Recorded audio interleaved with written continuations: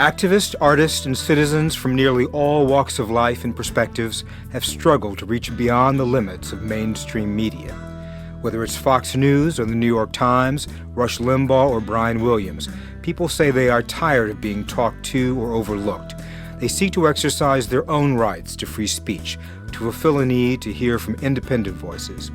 They exercise their rights and fulfill their needs by creating new avenues for speech, by inventing new forms of communication, and by seizing the microphone to speak to their community. This movement did not begin and does not end with the internet or social media. It is a movement as old as the dawn of mass media. This series will highlight the contributions of alternative media and the challenges citizens face in a political environment that seems to reward only those with the most money, a political environment that does not necessarily reward those with the best ideas or those who serve the critical information needs of their community. We're looking beyond mainstream media.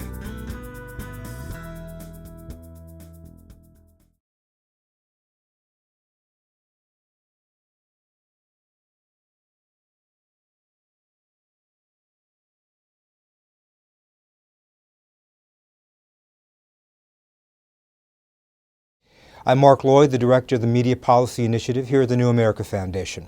We're going to do a program looking at a crisis in local grassroots media, featuring interviews with Catherine Comp, the producer and senior editor of Free Speech Radio News, Alice Olstein, the D.C. correspondent for Free Speech Radio News, and Askia Mohammed, the news director of WPFW, a station that carries Free Speech Radio News. Free Speech Radio News is a daily global news program that offers first-hand reports featuring an in-depth level of reporting that is rarely achieved by public or commercial journalism. Despite its value, it is facing a funding crisis that may force operations to shut down. Hi, I'm Dorian Marina, anchor with Free Speech Radio News. In 2001, a few dozen freelance reporters started producing a weekly program of national and international news. The idea was simple: to produce community-based reporting that featured grassroots voices and stories that weren't being heard in the mainstream. In little more than a decade, we've grown into a daily newscast with more than 200 freelance reporters from across 6 continents. Free Speech Radio News is heard weekdays on more than 85 non-commercial radio stations from Alaska to Florida, from Nova Scotia to California. We seek out and report the stories from the ground level with local residents and first-person narratives, using reporters who often live in the communities they cover. FSN provides hard news, analysis, features, and in-depth documentaries. Reporters seek out and highlight the voices of the marginalized communities. We recognize the benefits of working with contributors of all skill levels, from those just starting out to seasoned journalists. We invest time and resources into mentoring new reporters, giving them the training and skills to produce their own stories. Each day at FSRN, we determine our coverage through a collaborative, decentralized editorial process that allows multiple points of view to inform the content of our broadcast. On any given day, our reporters and producers work together from Oaxaca, New Delhi, Los Angeles, Gaza City, Lagos, and elsewhere, pursuing stories, tracking down sources, and comparing perspectives. The result is a uniquely informative newscast that reflects the diversity of the world we live in. I am Ekaterina Danilova, and I live and work in St. Petersburg, Russia. I reported on the growing protest movement and the backlash against the movement for LGBT rights in Russia for Free Speech Radio News. I am Ghassan Bannoura, reporter for Free Speech Radio News. I live and work in Bethlehem City, Palestine.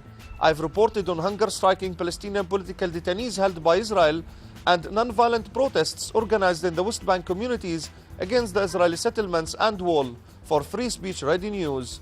I'm Madonna Virola. I live and work in Calapan City, Philippines.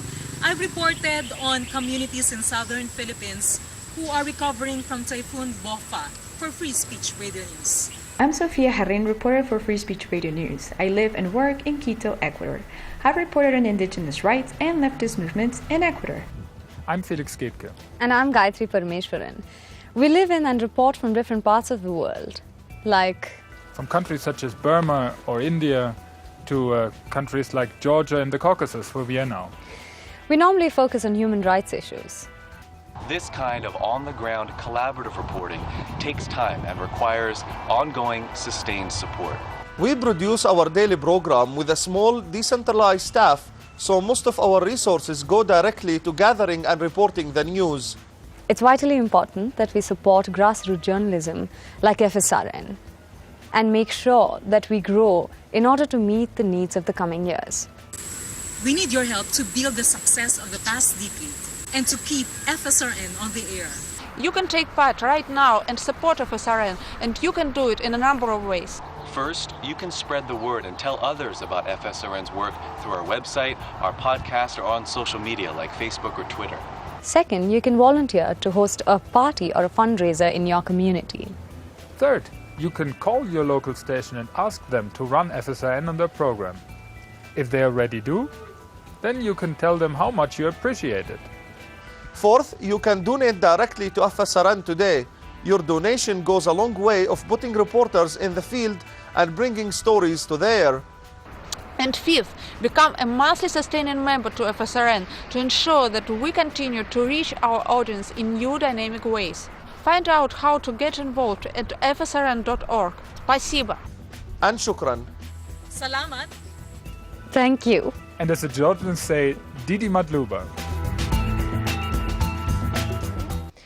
Pacifica gives us most of our funding, about 70%, and that has been the case for the last decade. But Pacifica has been going through its own financial problems, and so they haven't paid us very much at all throughout the entire year. Our budget is about $36,000 a month, so we had to come up with a way to meet the gap, fill the gap.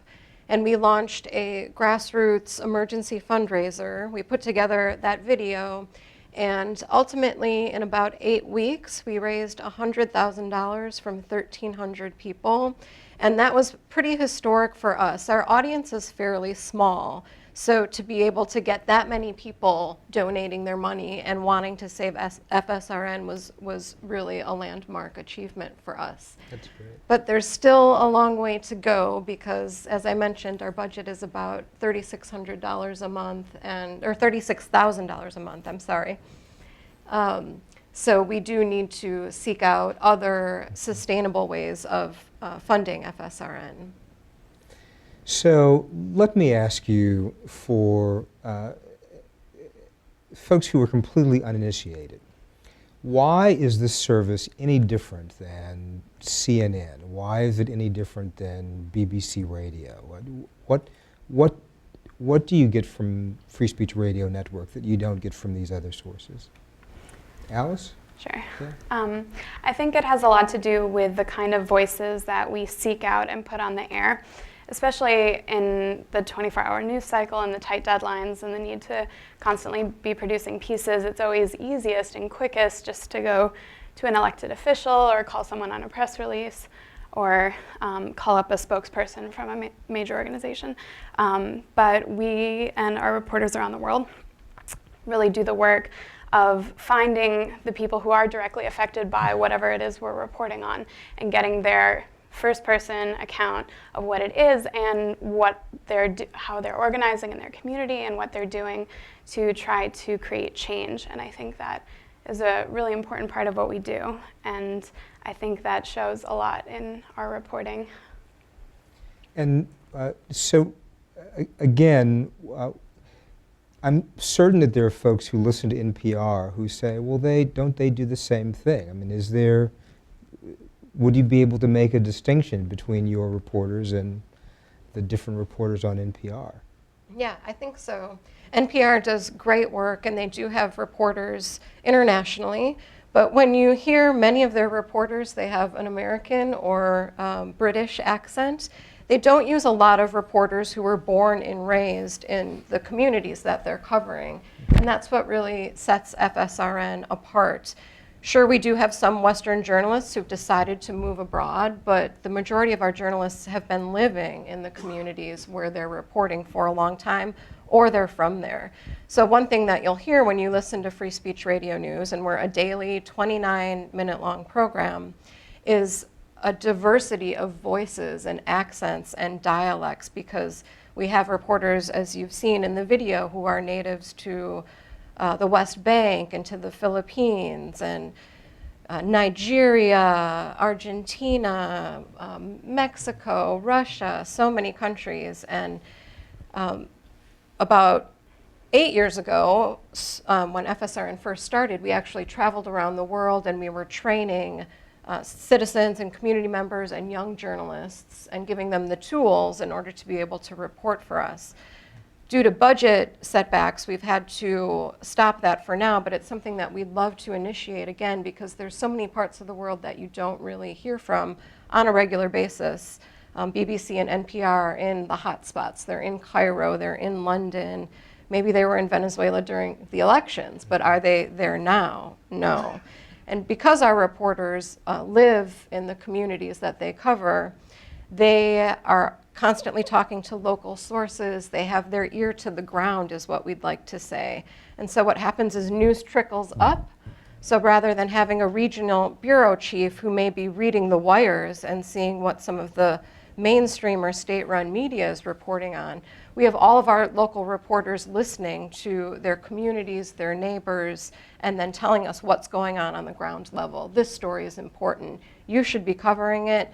U.S. listeners need to hear about this. So, Askia, I am assuming that airtime is tight on WPFW, that there are folks who want to get on the air who aren't on the air. Why do you put Free Speech Radio Network on the air? Well, the content that we get from Free Speech News is well produced. Audio quality is rivals anything that you'd hear anywhere else. And you know, I had not really considered until Catherine just said it.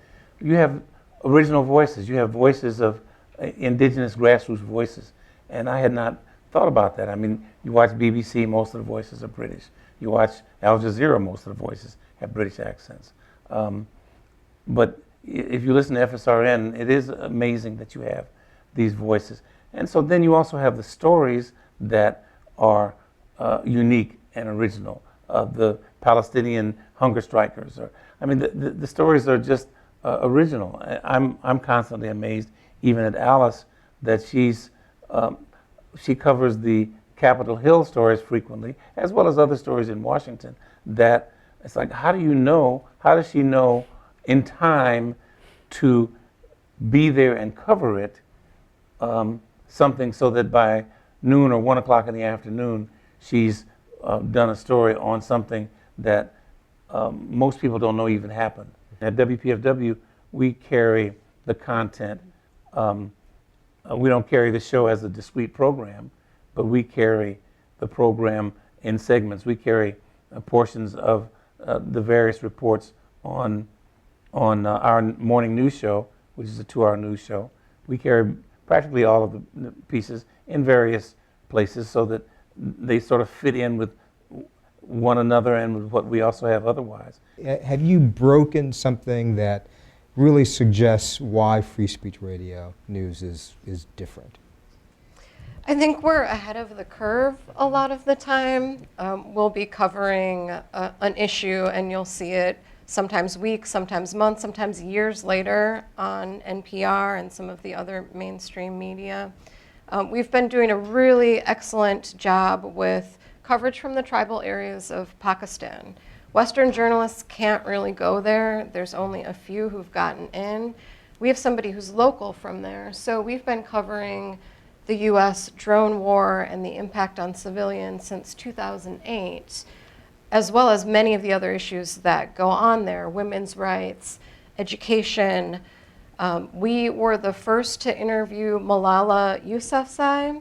She was the teen that was shot by Taliban militants last year, almost assassinated. She survived. And in 2009, we interviewed her when our reporter was touring the Swat Valley, our local reporter. So we were ahead of the game. She was nominated as one of Time's most 100 influential people this year, and she was on Free Speech Radio News 4 years ago, so people could have heard from her then. And even with the recent protests in Turkey, We first covered that on May 30th, and the rest of the media caught up about 2 to 3 days later. And that's because we had a reporter on the ground who knew that this peaceful protest was going on in Gezi Park to try to save these historic trees. And we had coverage the very next day when his sources told him there was a raid. And then it hit the AP and NPR about 2 or 3 days later. But we had even given our listeners more context about a month earlier because we had a story from Istanbul for May Day. The authorities there had put restrictions on protesting in that same park. And we did a story on that, and the restrictions were because of this development that they're putting in there. That was what led to construction companies knocking down the trees and the protests you've been hearing about for the last 3 weeks. So while we don't necessarily break corruption scandals and we don't have the resources to do investigative reporting that's carried out over weeks and months and years, we do regularly cover issues that eventually trickle up to the mainstream media. And I think it's a way to be informed before the rest of the world is about many issues that are important to people. That's great. That's great. So Alice, yeah, I have 2 examples. I have an example where the mainstream media caught up months later, and I have an example where they never caught up, and something we covered never really made it to the mainstream media. I can talk about that one first. Last year, the Obama administration proposed regulations for child farm workers in the US, and then under pressure from big agribusiness and ag states, they rescinded those and said they were not going to pursue that anymore. And the day that broke, I saw that there was a group of child farm workers and former child farm workers in DC, and they were meeting just a few blocks from the Capitol and having an event, and I ran over there, and there were no reporters there, no reporters at all. And I got to sit down with former child farm workers and current child farm workers and hear about the horrible conditions that they work under and how these rules would have made a big difference in their lives. And we ran that story, and we looked, and basically only sort of trade publications reported on it at all, and even then they only quoted Labor Department officials and agribusiness officials. So that's an example where the mainstream media never picked up on the story. But also, I mean, we've been hearing so much in the media this week about the NSA and spying. It's on the front page of every paper. It's leading every newscast. But when I went to the Supreme Court to hear about the constitutionality of the Foreign Intelligence Surveillance Act amendments, almost no reporters were there, just a handful. So, you know, now everyone's covering it, but you know, we were actually in the room hearing those legal arguments at the time and reporting on it. I have no doubt that there may be someone watching this who will say, well, if this is such a great service, why can't you guys just make it in the market? Like, why can't you just sell ads and just make money and compete the way other news operations compete? So what's the challenge? What's the answer to that? Well, we would become commercial then, and right now we are nonprofit and non-commercial. We have been discussing alternative revenue streams. Would we be able to have more sustainability if we took underwriting, for example? But these are difficult conversations to have, since for 13 years we have been non-commercial, we have been completely independent, and our listeners have come to expect that. There's not a lot of distractions with underwriting or advertisements. But if we don't do that, then listeners do need to step up and support us as members and with donations and getting the word out. News has always been supported pretty much by advertising. Newspapers were very inexpensive because there were expensive cars and jewelry and furs on the second page. News does not make money, selling products does. So we could move to that model, but we are looking for more publicly funded solutions so that we can stay non-commercial and we don't have to expose our audience to something like ads.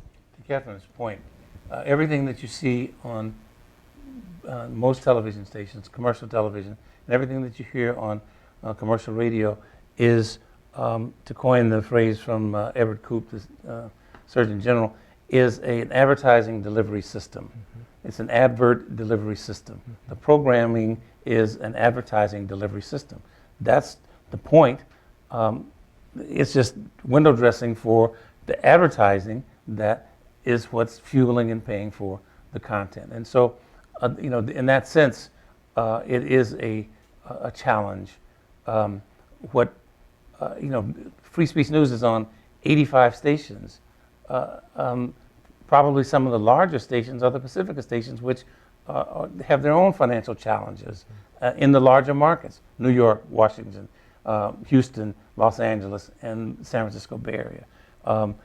Those are among those 5 cities are among certainly the top 15.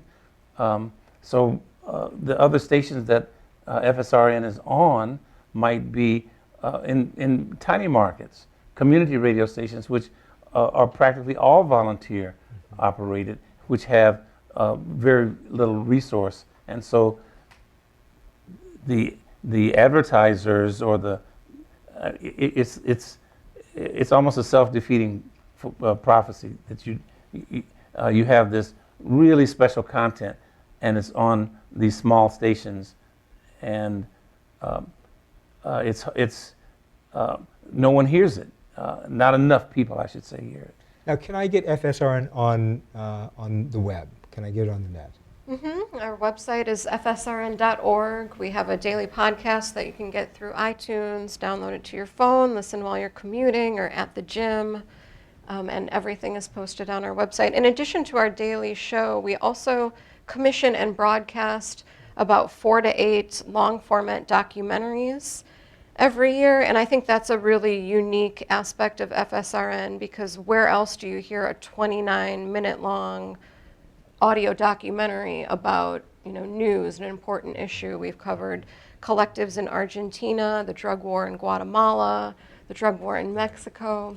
So I think across this industry of nonprofit news, we need to come up with a sustainable business model. My pitch to that funder would be that we would keep reporting and doing the great coverage that we're doing, but we would also be smart about the changing technologies and consumer trends and meeting people where they are, and also putting effort into the marketing and outreach. And radio is great because it's an intimate medium and it can be really inspiring, but it's also invisible. Do you think there's room for a business model that would encourage more collaboration along the lines of something like how Creative Commons encourages people to use others' material, but giving credit back and giving payment back to the originators? Do you think there's room for more collaboration among journalists in a business model sense? And for instance, what if someone were to come along and say, this is great material, I wish I had done it, I didn't do it, so let me check with them and see if we can use this for some kind of education-related material and then sell it. I think that does have a lot of potential. I think collaborations are wonderful because there are people in different geographic areas, people with different expertise in various areas, and sharing all of that can really help take your organization further. I think one of the challenges to that is something that people in many industries are facing, is when it's on the internet, people expect it to be free. So how do you both get out the information and let people know that it's there, and then also have a firewall or a paywall of some sort that keeps them out? So I think if somebody comes up with a solution to that and also figures out, I guess, should news cost something or should it be accessible and free? And then what is created in the packaging of that news that could then be resold to other institutions or organizations? But I do see potential there. And we do collaborate with other journalism outlets. It could definitely be more, it should be more. But for instance, we're a member of the Media Consortium, which has a lot of really well-known members like Mother Jones and Color Lines. And I participated in a project they did where we received joint trainings and workshops on issues of media policy, things like surveillance, broadband access in poor communities of color, lots of different great issues. Then we were able to cover those issues in a way we wouldn't have otherwise. So we had those shared resources, and sometimes I've appeared as a guest on some Pacifica programs as well, so that promotes us and helps them, because the Pacifica stations don't have their own DC correspondents. I'd like to know, in the United States, where you get your story leads from. Do you receive a lot of news releases, or how do you receive pitches for stories? Do you just keep your ear to the ground as good grassroots media people? Well, we have reporters all over the U.S., in most major cities, and all over the U.S. and Canada, so I can only talk about my experience here in D.C. I do get, news releases and everything, and I check on every event that's going around town, but I think, being a member of the community and not just thinking that, oh, I'm a reporter who's stationed here is really important. I hear about events through friends and friends of friends that aren't, they don't have it together to send a press release or anything about that. And so on our morning editorial calls every morning, we think, the top story of the day is clearly X. Do we need to cover X, or is there something that really deserves coverage that's not getting coverage elsewhere? And if we do have to cover X, how can we cover it in a way that no one else is covering? Seek out a different angle, seek out a different source. So, I'll often find myself going after what all the other reporters on Capitol Hill are also going after, but asking different questions, or sometimes everybody will be in the Capitol trying to interview one specific senator, and I'll be at a foreclosure defense action that Occupy is doing, trying to keep someone in their home. It just depends on the day, and that's sort of the beauty of our collective decision making is that we hash these issues out together, and everybody's opinion counts. And sometimes I'll feel really strongly that something is the story and I'll be convinced, or sometimes it's the opposite way, that I'll be doing the convincing, and I think that's really valuable. I've trained several interns in person here in the DC office because we're a decentralized editorial team, and a lot of our staff works from home. It makes the most sense for me having the little office here to be the one to bring people in, and it's been students. And it's been really great, and we have a mission of taking people of all skill levels, and so I've taken people that have lots of print news experience but no radio experience, or radio experience but it's not news, it's music and commentary based, or none of the above.